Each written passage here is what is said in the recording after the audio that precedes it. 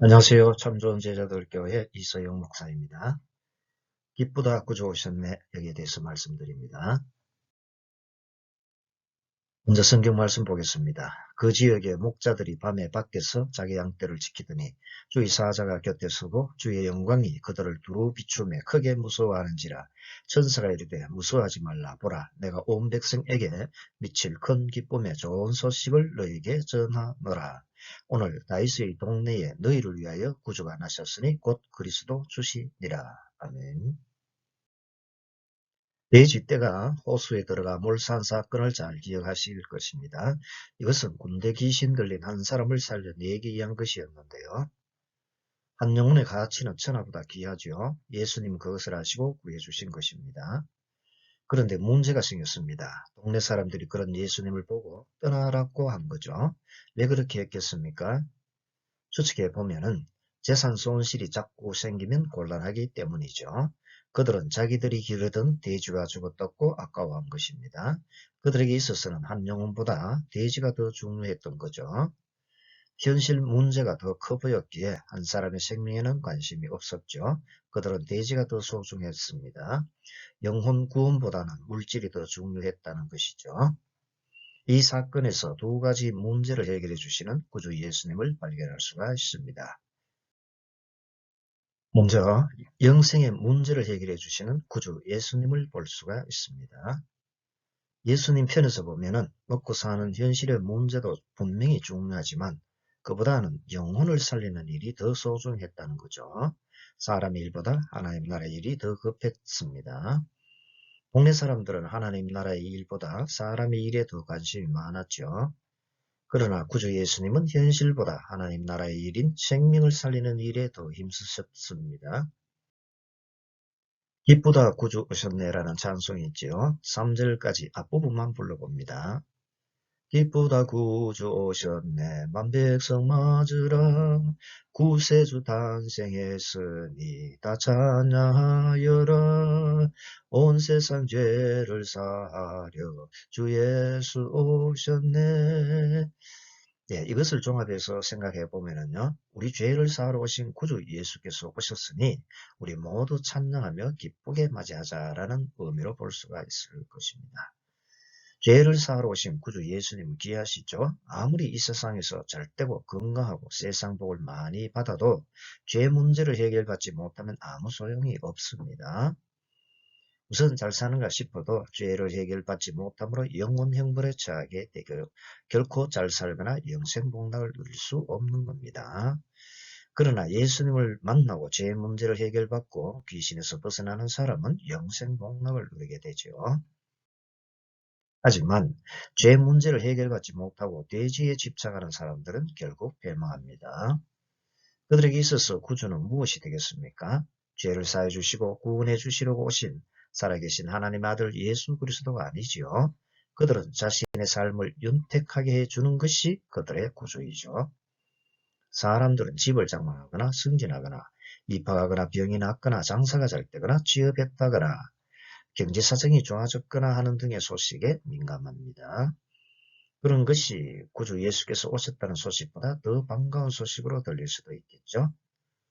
기쁘다 구주 오셨네. 과연 우리는 무엇을 기뻐하고 있습니까? 우리를 잘되게 하는 그 무엇인가를 기뻐하고 있습니까? 그러한 소식이 복음이요 기쁜 소식입니까? 동네 사람들이 돼지를 더 소중하게 여기듯이 우리 역시 인간의 한계를 벗어나지 못하고 있지는 않습니까? 현실에 있어서 필요한 의식주 등은 우리 일상생활에 필요한 것은 맞지요. 없으면 살아가는데 불편을 많이 겪을 수가 있습니다. 그러므로 풍성할수록 좋은 것은 사실입니다. 그러나 이러한 것이 모든 것을 해결해 주지는 못하지요. 궁극적인 것도 아닙니다. 현실의 생활도 중요하지만 영생, 즉 영원한 생명과 영원한 삶이 더 중요한 겁니다. 예수님께서 사복과 사화를 말씀하셨는데요. 인간적인 현실의 복과 영생의 복은 사람들이 생각하는 것과는 많이 다르다는 겁니다. 인간적으로 부유한 사람, 배부른 사람, 없는 사람, 칭찬 듣는 사람, 화가 있다고 하셨고요. 그러나 영생의 측면에서 보면은 예수님을 믿은 다음에 겪는 가난한 사람, 줄인 사람, 웃는 사람, 욕을 듣는 사람은 복이 있다고 하셨습니다.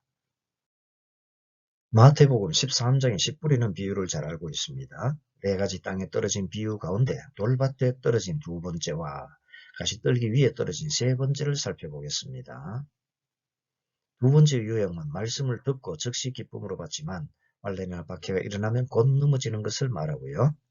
세 번째 유형은 말씀을 들으나 세상의 염려와 재물의 유혹에 말씀이 막혀 결실하지 못하는 것을 말합니다. 그 어려운 환란이나 박해를 잘 이겨냈는데 하지만 그 다음 단계인 현실의 염려와 재물의 유혹 앞에는 맥을 추지 못하게 되는 것을 말합니다. 염려가 얼마나 큰 죄악에 해당하는지 모릅니다.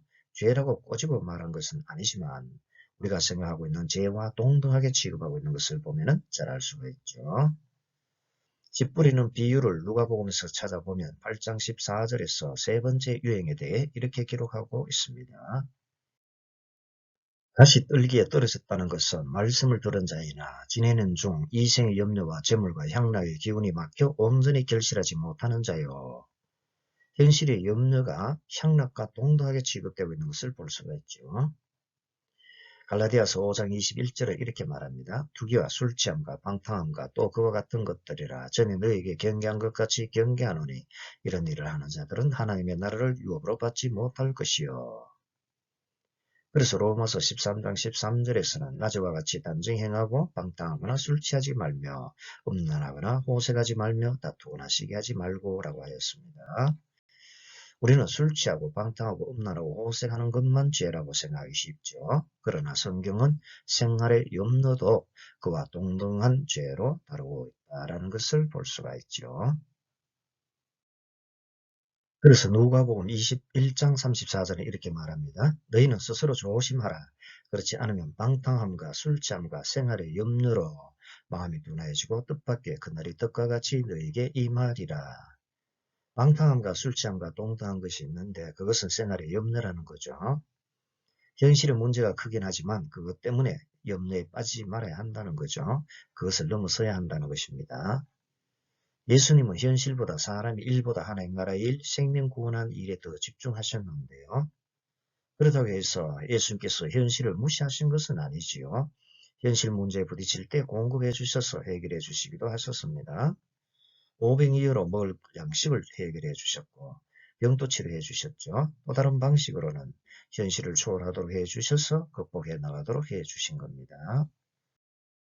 사도 바울이 그와 같은 경우죠. 가정 고생을 하면서도 기뻐하며 찬송했는데요. 빌립보서 4장 11절에서 13절이 말해줍니다. 내가 궁핍함으로 말하는 것이 아니니라. 어떠한 형편이든지 나는 자족하기를 배웠노니 나는 비천에 처할 줄도 알고 풍부에 처할 줄도 알아. 모든 일 곧 배부름과 배고픔과 풍부와 궁핍에도 처할 줄 아는 일체 비기를 배웠노라. 내게 능력 주시는 자 안에서 내가 모든 것을 할 수 있느니라. 그런 사도 바울이 역대 주 안에서 항상 기뻐하라. 내가 다시 말하노니 기뻐하라고 한 거죠. 항상 기뻐하는데 현실의 것으로 기뻐하는 것이 아니라 주님으로 말미암아 기뻐하라는 거죠. 현실의 일시적인 것은 채워도 채우지 않아서 순간적인 기쁨만 줄 뿐입니다. 나는 생활 여건이 좀 더 좋아지면 기뻐하리라. 그러나 언제 그런 날이 오겠습니까? 그것도 없죠. 육신의 것은 만족이 없습니다. 물을 먹으면 밥이 먹고 싶고 밥을 먹으면 고기를 먹고 싶어 합니다. 이스라엘 백성이 광야에서 그러했는데요. 이것은 인간사를 잘 대변해 주는 겁니다. 우리는 무엇에 대해 기뻐하겠습니까? 집에 한 채 생겼다고 하면 좋겠습니까? 좋긴 좋습니다. 그러나 그것만이 아니지요. 그러한 것이 우리의 구주가 될 수가 없는 겁니다. 그러한 것이 우리를 죄에서 벗어나게 해주고 우리가 영원히 살 곳을 마련해 주지는 못하는 겁니다. 우리를 죄에서 구해주시고 영원한 집을 마련해 주시는 분은 오직 우리 구주 예수 그리스도 뿐이시죠. 요한복음 14장 1절에서 3절 너희는 마음에 근심하지 말라. 하나님을 믿으니 또 나를 믿으라. 내 아버지 집에 거할 곳이 많도다. 그렇지 않으면 너희에게 일렀으리라. 내가 너희를 위하여 거처를 예비하러 가노니 가서 너희를 위하여 거처를 예비하면 내가 다시 와서 너희를 내게로 영접하여 나 있는 곳에 너희도 있게 하리라.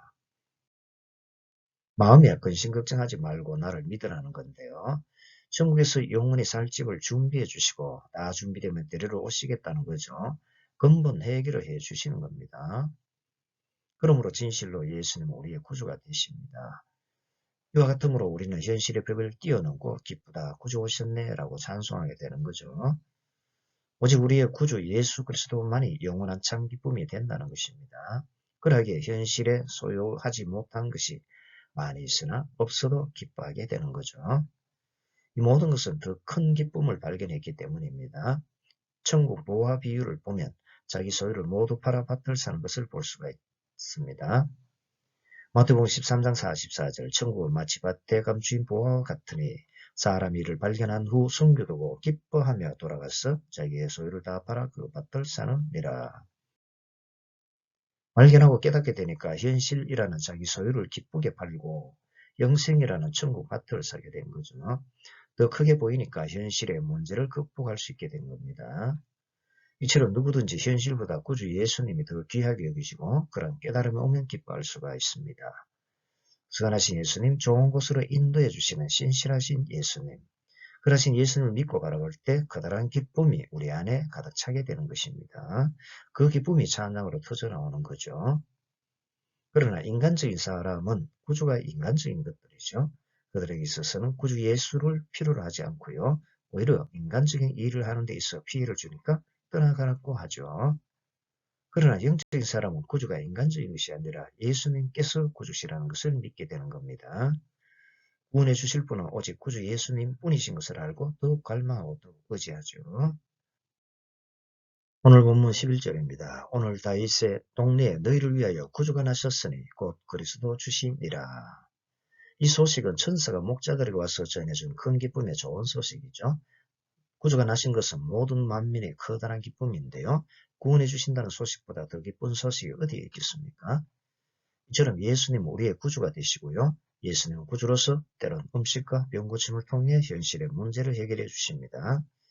그러나 그 무엇보다도 세상의 모든 부귀영화보다 더 큰 영생의 문제를 해결해 주시는데요. 영원한 생명과 영원한 삶의 문제를 근본적으로 해결해 주십니다. 우리 구주 예수님은 바로 그런 분이시죠. 우리는 그러한 기쁜 소식을 듣고 있고 그라시 예수님 향해 기쁘다 구주 오셨네 라고 찬송하고 있는 겁니다. 그 다음 마귀 문제를 해결해 주시는 구주 예수님을 볼 수가 있습니다. 예수님께서 군대 귀신 들린 사람을 구해주셨죠. 군대 귀신을 쫓아내 주신 겁니다. 그런데 마귀는 우리 마음과 가정과 사회와 학교, 나라와 심지어 교회까지 들어와서 파괴 행위를 서슴지 않죠. 마귀가 하는 일은 파괴적입니다. 주의고 빼앗고요. 요한복음 10장 10절 도둑이 오는 것은 도둑질하고 죽이고 멸망시키려는 것뿐이요 내가 온 것은 양으로 생명을 얻게 하고 더 풍성히 얻게 하려는 것이라. 이처럼 마귀는 생명도 풍성함도 마음도 가정도 나라도 그 무엇도 빼앗아가고 죽이고 파괴시켜 버립니다. 마귀는 서로 다투게 만들고 분열시키고 미워하게 만듭니다. 화를 당하게 만들기도 하고요. 기쁨을 빼앗아가는 대신에 슬픔을 주기도 하고 안식을 거둬가는 대신에 불안을 주기도 하고 감사 대신에 원망을 불평을 심기도 합니다. 다윗 왕을 충동하여 이스라엘을 계수하게 하였고 사도 베드로도 밀가 부르듯이 들었다 놨다 했지요. 하나님이 일보다 사람의 일이 십자가에서 죽지 않는 것이 더 낫다는 생각을 하게 만들었습니다. 이러므로 마귀가 오면 좋아질 리가 없는 겁니다. 마귀가 심지어 교회까지 들어오는데요. 들어와서 하는 일 가운데 가라지를 불어넣고 합니다. 가짜 성도와 가짜 선지자를 심어놓기도 하지요. 예수님은 그럼에도 그냥 두라고까지 하십니다. 더 놀라운 것은 그것이 자라도록 함께 두라고까지 하십니다. 마태복음 13장 29절 30절 주인이 이르되 가만두라. 가라지를 뽑다가 곡식까지 뽑을까 염려하느라. 둘 다 추수 때까지 함께 자르게 두라. 추수 때에 내가 추수꾼들에게 말하기를 가라지는 먼저 거두어 불사르게 단으로 묶고 곡식은 모아 내 곡간에 넣으라 하리라. 교회를 어지럽히는 마귀가 심어놓은 가지가 있다는 것이죠. 마귀가 얼마나 파괴적인지 잘 아시겠죠. 그뿐만 아닙니다. 하나님의 말씀도 거두어 가버리는데요. 씨 뿌리는 비유를 보면 첫 번째 유행인 말씀이 길가에 떨어진 경우입니다. 누가복음 8장 12절 길가에 있다는 것은 말씀을 들은 자니 이에 마귀가 가서 그들이 믿어 구원을 얻지 못하게 하려고 말씀을 그 마음에서 빼앗는 것이요. 말씀이 영혼을 살리고 모든 것을 살린다는 것을 너무도 잘 알고 있기에 철저하게 빼앗아가 버립니다. 이처럼 마귀가 주는 것은 나쁜 것뿐이죠. 야고보서를 보면 하나님부터 오는 좋은 것과 마귀로부터 오는 나쁜 것에 대해 말하고 있는데요. 우리 안에 일어나는 결과를 보고 잘 분별할 수 있습니다. 먼저 마귀로부터 오는 것인데 3장 14절에서 16절입니다. 그러나 너희 마음속에 독한 시기와 다툼이 있으면 자랑하지 말라. 진리를 거스러 거짓말하지 말라.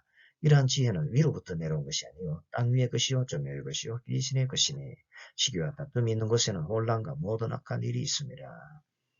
그러나 하나님으로부터 오는 것은 선하고 좋은 것인데요.